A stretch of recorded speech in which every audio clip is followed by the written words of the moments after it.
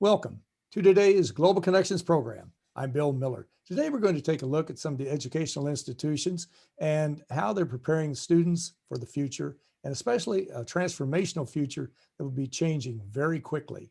My guest today is an expert in this area. Mr. John Carver is an educator, a former superintendent of schools, and a change agent.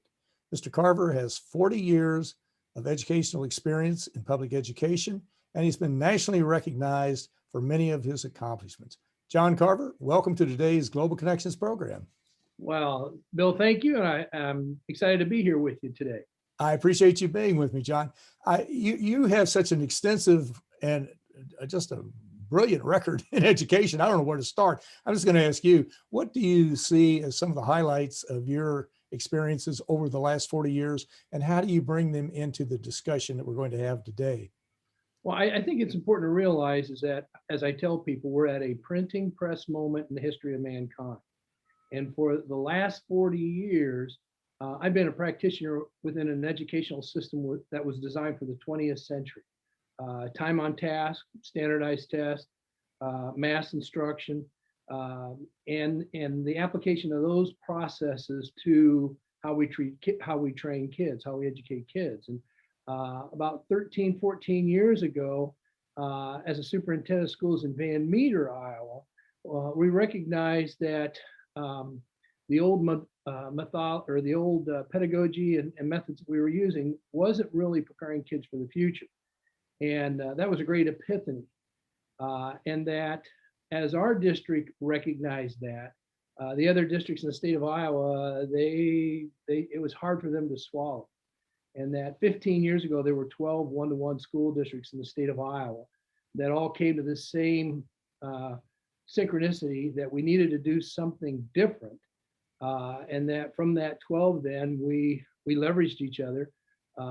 We looked at providing instruction to multiple classrooms, which was a huge step forward, because most times historically, you went into a classroom, the door shut, and you got that instruction. And because we were one-to-one, we were able to initiate Spanish in 3 different districts, 3 different classrooms, tie those kids together, and then just watching that organically to see that change, it was an epiphany. It was a huge epiphany.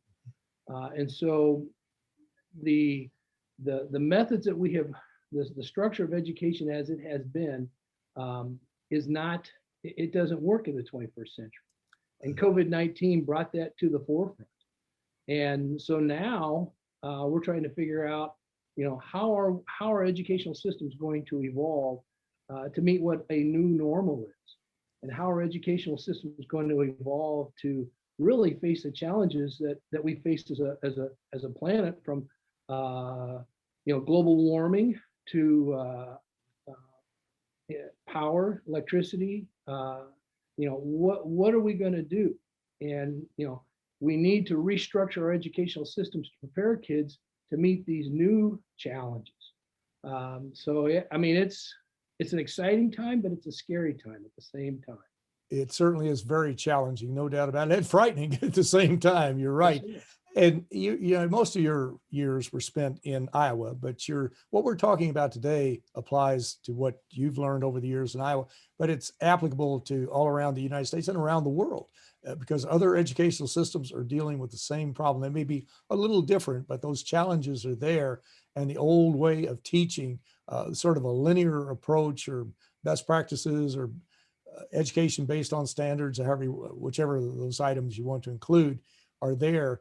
And of course, that's changing. Do you see that the educators of today, the people who are creating a new approach to education, are they taking all of this into consideration? I know it's hard to paint everybody with a broad brush, but do you see that a large number of school systems are incorporating these ideas of thinking differently because we don't live in 1960, or 1920, or 1930, we're living 2030 and 2130 and on and beyond. So do you see that that's changing?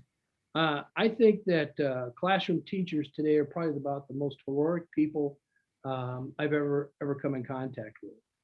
with COVID-19 shutting them down and then being forced to teach remotely, you've got all kinds of innovation and creativity going on. It's interesting to note that in a lot of the national publications, the teachers are not comfortable in this new modality of teaching remotely, but they're trying to work through it. And at the end of the day, the folks who are educators are committed to children. But it is, prior to COVID-19, there was a huge pushback about doing anything different as far as instruction in the classroom. It was a slow go. And with COVID-19 and being forced to teach remotely and to look at instructional practices, a lot of people, as Rick Smears would say, they're at that moment where they're going, this could work. And a lot of parents are going to choose not to send their children back and to continue to homeschool. And so the whole system is changing. There are some early adopters, but most are still kind of in that survivor mode right now. They've just not quite moved out of it. That's probably very, very true, I'm sure. Well, we've got 1 foot in the old modality and 1 foot in the new modality. And, Rick, Mr. Schmeyers talks about dual processes. Well, for a while, there's still going to be the traditional K-12 education as we have known it. But what is going to emerge is a new structure of teaching and learning that's going to be individualized, personalized, differentiated, and remotely. Exactly. And that's right. We're talking about moving from the traditional standardization to this individualized approach. And what else do you see? What are some of the other aspects of that as we go forward? Because that really is going to happen whether we want it to or not. It's going to pull us along, I guess, like the undertow, and we're going to have to move forward. But what are a few other items that would describe that? Well, I think the educational system post-COVID-19 really needs to look at the individual child, what their passions and abilities are, and then have serious discussions about those passions and abilities, and then connecting them either to professions or opportunities to make contributions in the world, linking their learning to real world applications. Historically, we've gone through schools and it's learn a bunch of facts, and upon graduation from high school, going on to college to learn more facts. And it's been hard for kids to make that connection between what they're learning and going into a profession. So I think that's a part of it. The underlying piece to all of this is access to broadband internet. Mm-hmm. And until that happens, it's going to be haves and have-nots. And that's the biggest thing that I see, other than this change in pedagogy, is if we're going to go to this new pedagogy, if we're going to individualize, personalize, and differentiate instruction, then every student, every educator has got to be able to get online and to be able to connect and collaborate digitally. And when we hear of infrastructure bills, we automatically think of things like roads, bridges, overpasses, railroad tracks, those types of things, which are important. But the broadband is just as important, is it not, as far as linking and providing the ability for students, no matter where they live, to tap into the knowledge, to the resources that are available? Well, broadband internet today is just like bringing electricity to Tennessee. It needs the same kind of national push, and bringing the TVA, the Tennessee Valley Authority, bringing to electricity to where I live now in Middle Tennessee was crucial in moving the region into the 20th century. And with that electricity, then came jobs, came industry, and manufacturing. A broadband internet connection does the same thing, and it allows students to connect digitally anywhere in the world. Now, with that, we're going to have to develop digital citizenship. We're going to, just as we had to learn how to use the telephone correctly and the television correctly, we're going to have to learn how to use this mode of communication correctly. But it is broadband internet access to that is crucial for everything to go forward.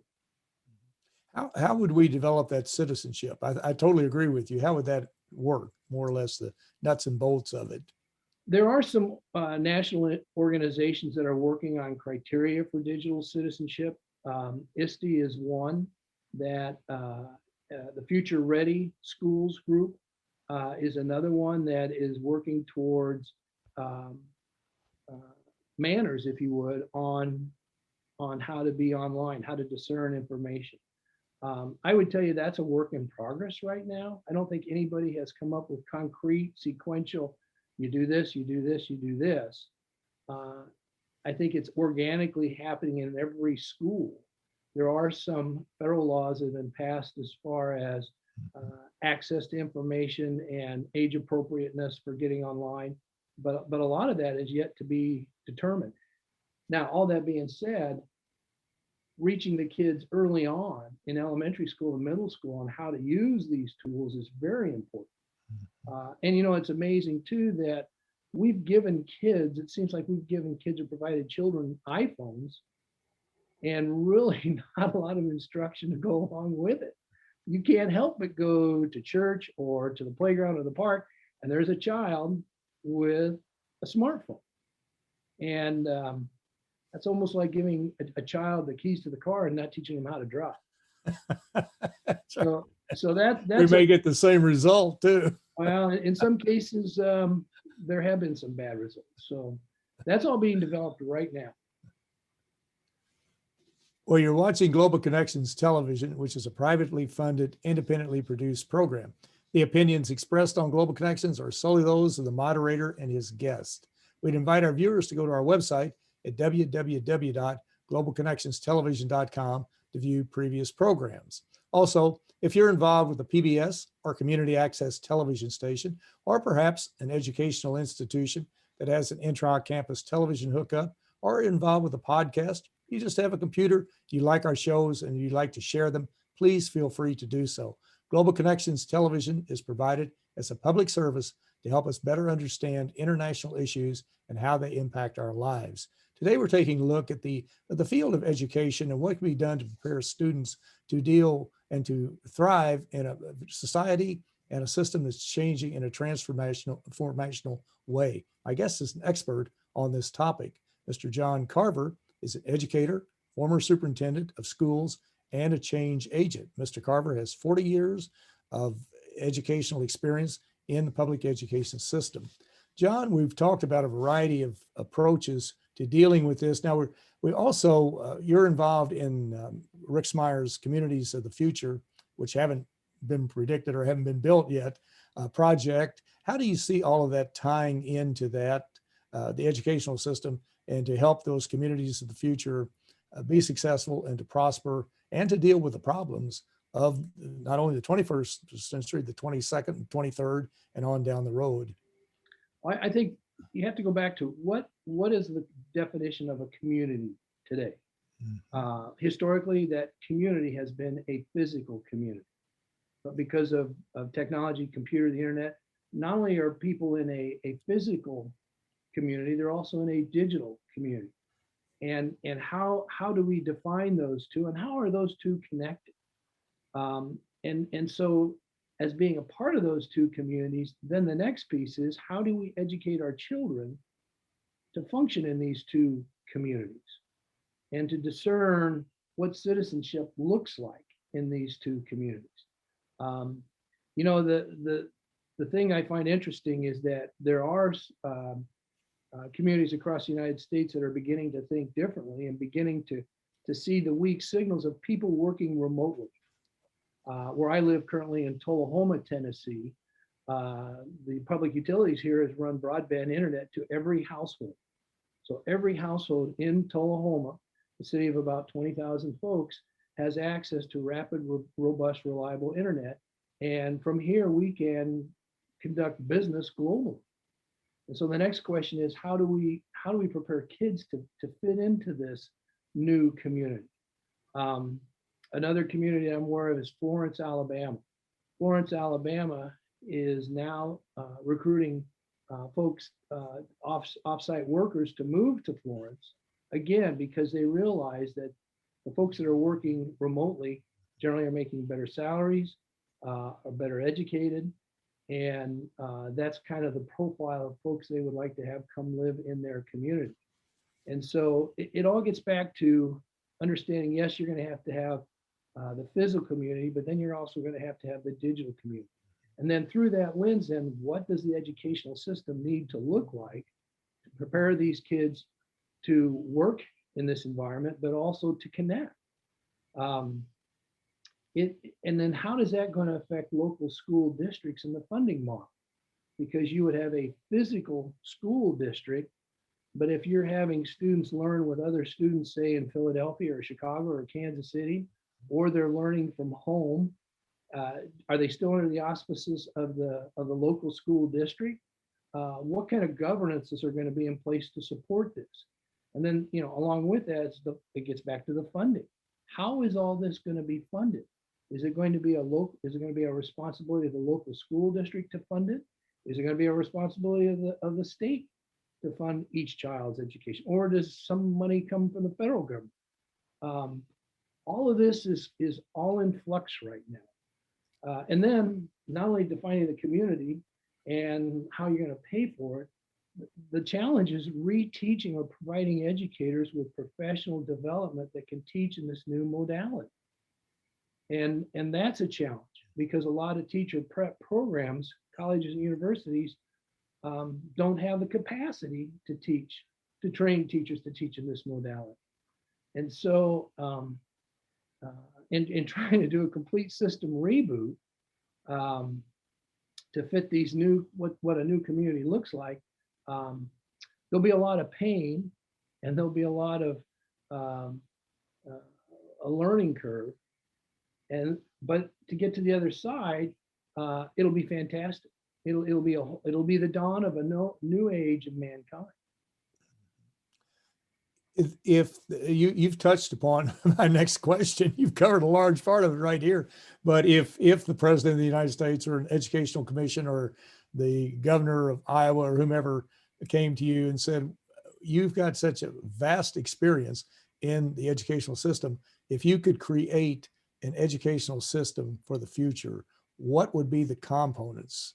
And you've elaborated on a large number of them. Are there others that would be included in this? And I don't know if you do an urban rural breakdown on that or not, because now if you're in the virtual age, Exactly. you can be any place. Exactly. It doesn't matter where. I think you mentioned urban, rural, and suburban. I think those old boundaries of communities, specifically if you're in a digital community, are going to melt away. And what I have found in my 40 years of teaching both in urban, rural, and suburban settings is kids are kids.